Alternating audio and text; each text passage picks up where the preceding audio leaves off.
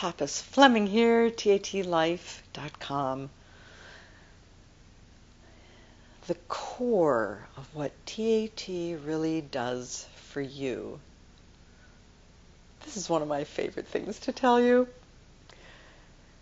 TAT helps you de-identify from what you are not and allows you to be manifesting, in touch with who and what you really are. It allows you to be present as who and what you really are. What happens for us is that we go through life and we get identified with moments, usually moments where we're stressed and we get stuck, or our parents' moments or our ancestors' moments that we're still receiving information from, or cultural information telling us who we are. And due to all of that, we feel limited. We feel small. We feel negative toward ourselves, other people, life, the divine. Our hearts feel clouded and withdrawn.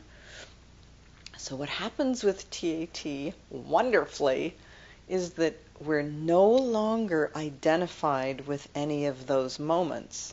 So the negative emotions, the isolation, the stress, the effects on our physiology, the holding down of ourselves through all of this identification with what we've heard, felt, seen, experienced, dissolves, and we instantaneously and we spontaneously become centered within ourselves.